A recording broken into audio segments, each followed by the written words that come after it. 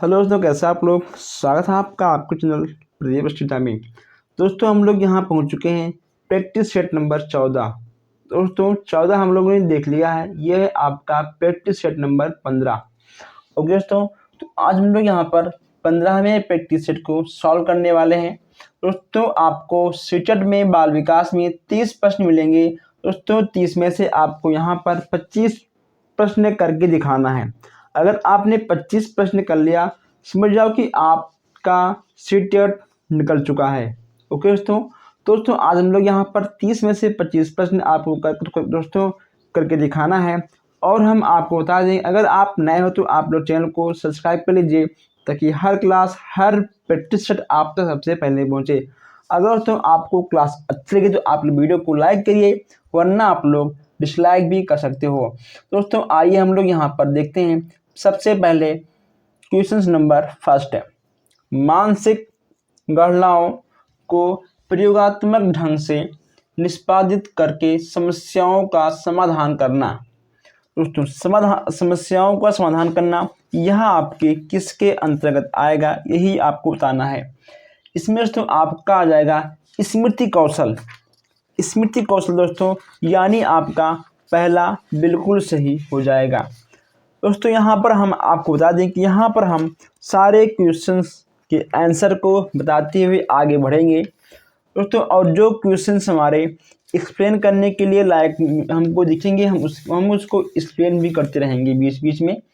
अब यहाँ हम देखते हैं क्वेश्चन नंबर 2। यदि आपकी कक्षा में एक छात्र की भाषा दोषयुक्त है तो आप किसी समान छात्र की तुलना में उसमें क्या पाएंगे।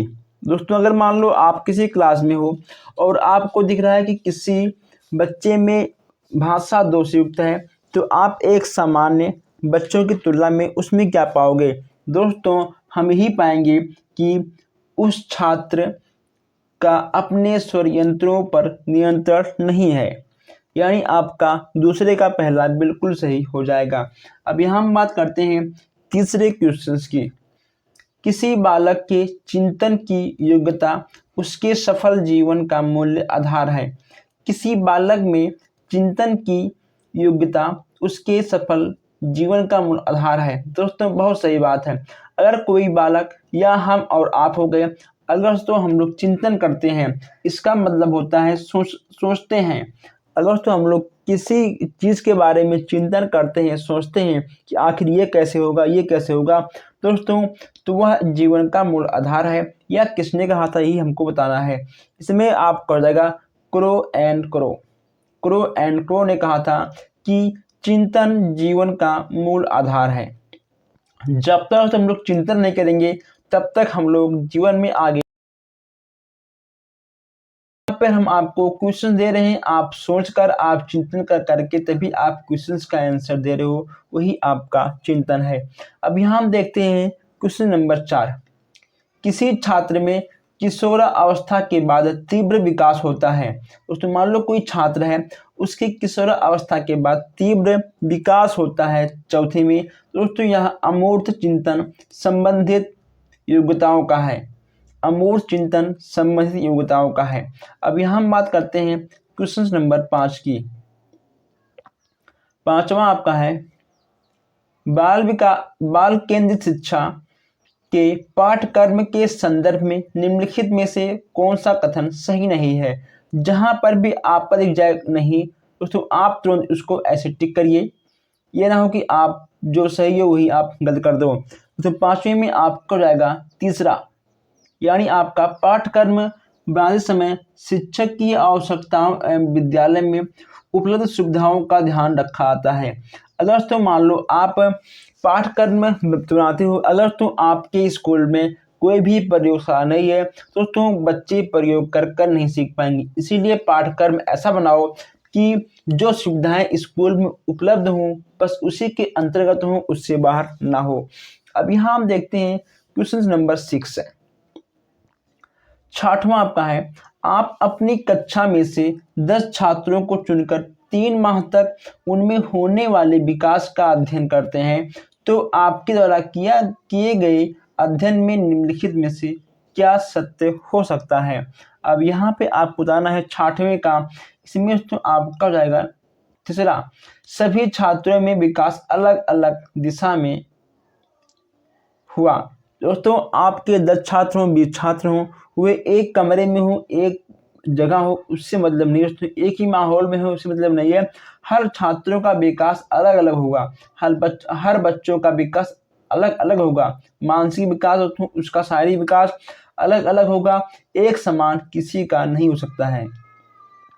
7वां आपका है, वाइगोस्की के अनुसार बच्चे अपने साथी समूह के सक्रिय सदस्य कब होते हैं।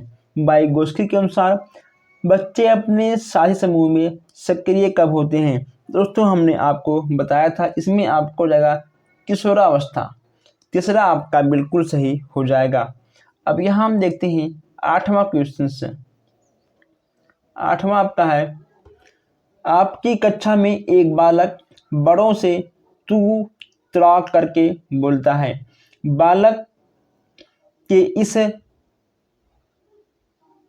अशिष्ट व्यवहार को दूर करने के लिए आप क्या उपाय करोगे। दोस्तों मान लो अगर आपकी क्लास में कोई बालक है और वह बड़ों से तू तड़ा करके बात करता है तो आप क्या करोगे। दोस्तों आप बालक को आप कहकर संबोधित करेंगे। इससे जब बालक सुनेगा कि हाँ हमारे टीचर हमको आप बोलते हैं तो हमको भी आप बोलना चाहिए। दोस्तों इसमें आपको हो जाएगा 8वें का चौथा बिल्कुल सही हो जाएगा। 9वां देखते हैं, सामाजिकरण की प्रक्रिया के अनुकरण को उपयोगी तथा विकासात्मक बनाने के लिए आवश्यक तत्व है। 9वें में आपका क्या हो जाएगा। 9वें में दोस्तों आपका हो जाएगा पहला, परिवार और पड़ोस। ओके दोस्तों, परिवार और पड़ोस आपका हो जाएगा। अब यहाँ हम देखते हैं क्वेश्चन नंबर 10।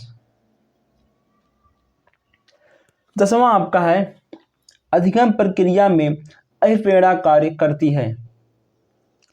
दोस्तों इसमें आपका हो जाएगा छात्रों में सीखने की प्रति रुचि का विकास करने का, यानी 10वें का आपका तीसरा बिल्कुल सही हो जाएगा। अब यहाँ हम देखते हैं 11वां क्वेश्चन से। 11वां आपका है, शिक्षण अधिगम की प्रक्रिया में शिक्षक को सीखने के किस सिद्धांत की जानकारी होनी चाहिए। दोस्तों शिक्षण अधिगम की प्रक्रिया में शिक्षक को सीखने की किस सिद्धांत की जानकारी होनी चाहिए। 11वें की बात करें, इसमें आपका जाएगा, इससे पाठ वस्तु को सरल तरीके से समझने में सहायता मिलती है, यानी आपका 11वें का तीसरा बिल्कुल सही हो जाएगा। अब यहाँ हम बात करते हैं क्वेश्चन नंबर 12 की।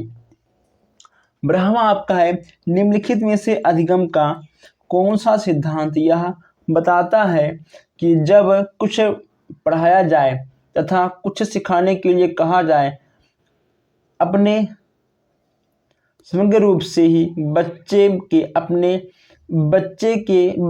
के सामने प्रस्तुत किया जाए। दोस्तों 12वें में आपका हो जाएगा अंतर्दृष्टि या सूक्ष्म के सिद्धांत के अनुसार। 13वां आपको जाएगा, निम्नलिखित में से क्या प्रतिभाशाली बालकों का गुण नहीं है।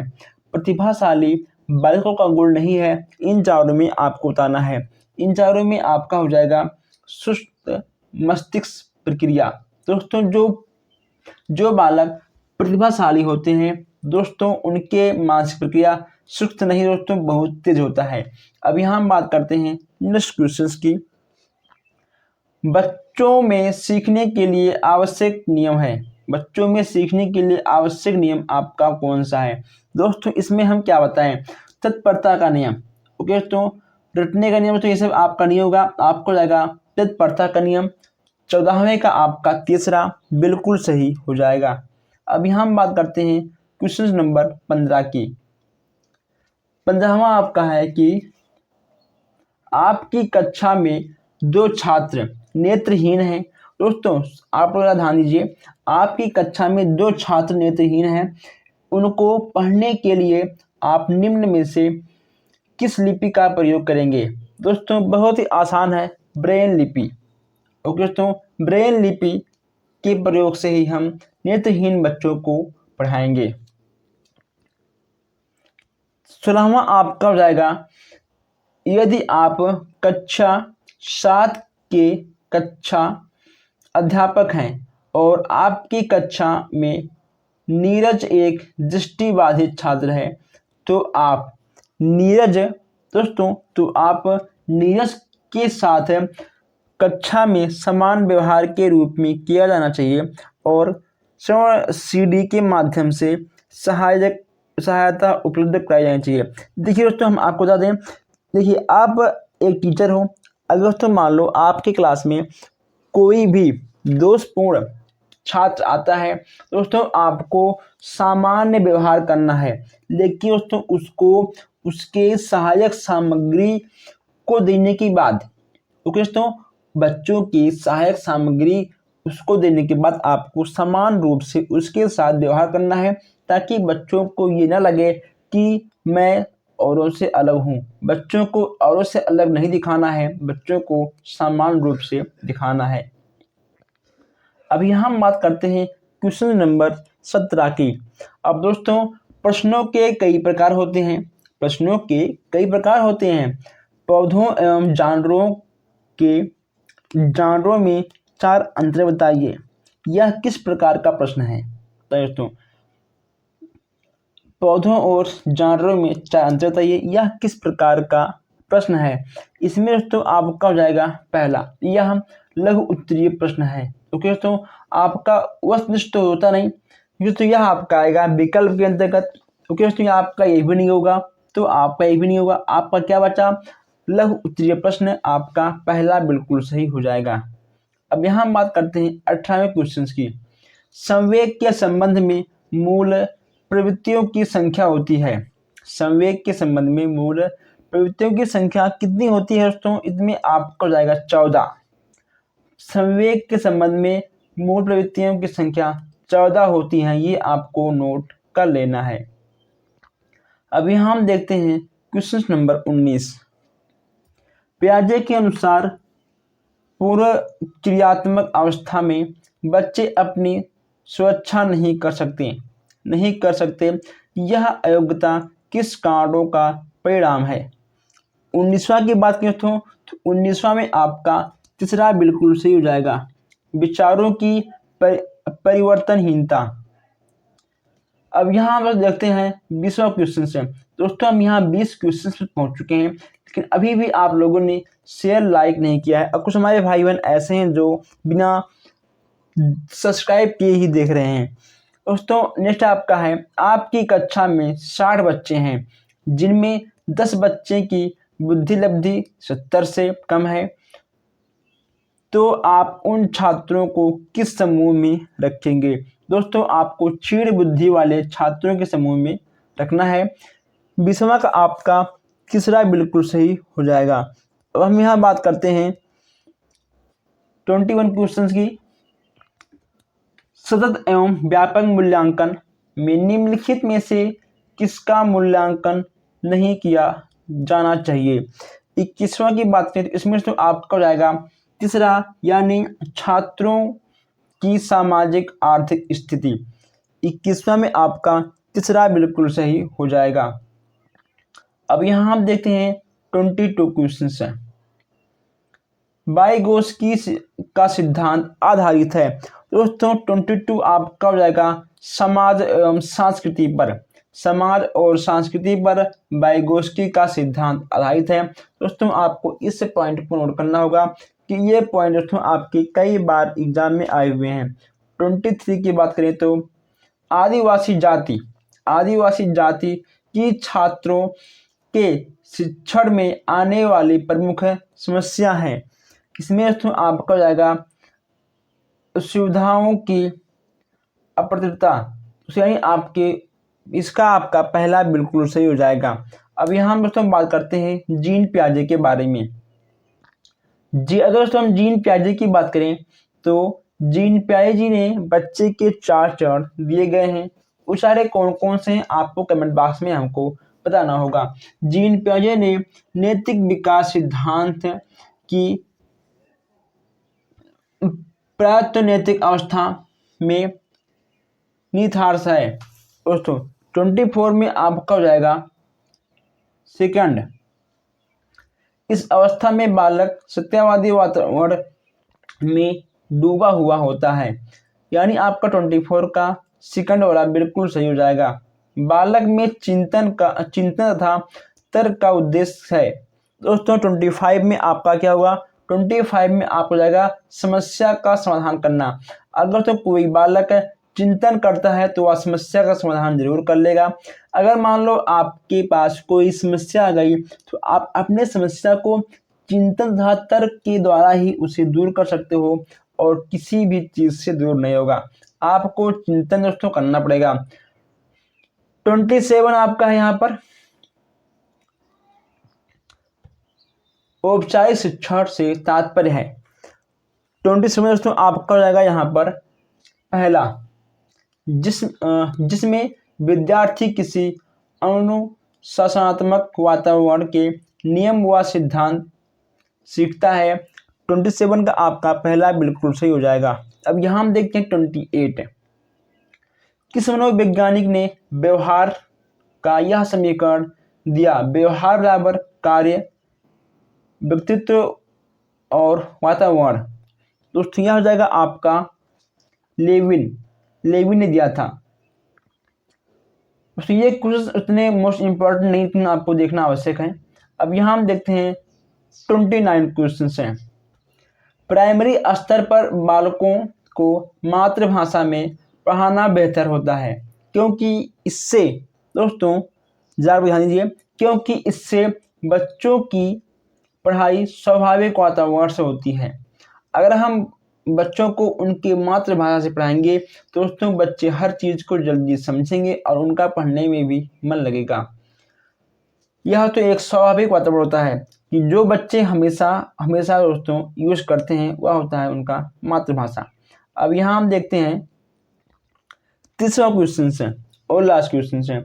यदि एक 12 वर्ष के बालक का मानसिक आयु केवल 10 है तो शिक्षक को क्या करना चाहिए? यदि बालक 12 वर्ष यदि एक बालक 12 वर्ष का है, ठीक है दोस्तों, उसकी मानसिक आयु केवल 10 है तो एक शिक्षक को क्या करना चाहिए? इसमें से आपको जाएगा कि जब तक कि उसका ठीक से परीक्षण ना कर ले कोई भी अंतिम निर्णय ना ले। ओके दोस्तों, तीसरा का आपका तीसरा बिल्कुल सही हो जाएगा। दोस्तों आज हम लोगों ने यहाँ पर 30 क्वेश्चन देखे हैं और आपको बताना है कि आपका 30 क्वेश्चन में से कितने क्वेश्चन आपने सही किए हैं, उसका जवाब आपको कमेंट बॉक्स में देना होगा। और दोस्तों अगर आपका 25 क्वेश्चन हुआ है 30 में से तो अच्छी बात है। अगर तो आपका 1-2 नंबर कम हुआ है दोस्तों आपको थोड़ा सा और मेहनत करने की आवश्यकता है, क्योंकि अगर आपका एक भी नंबर कम होगा तो आपका तुरंत आप बाहर हो जाओगे। इसलिए हम चाहते हैं कि तो आप लोग कम टाइम में अधिक से अधिक क्वेश्चंस को टेस्ट करो। दोस्तों आप लोग वीडियो को लाइक करिए, शेयर करिए। अगर आपके कोई सवाल हो तो आप हमसे कमेंट बॉक्स में पूछ सकते हो। हम मिलते हैं फिर नेक्स्ट क्लास में। Thank you.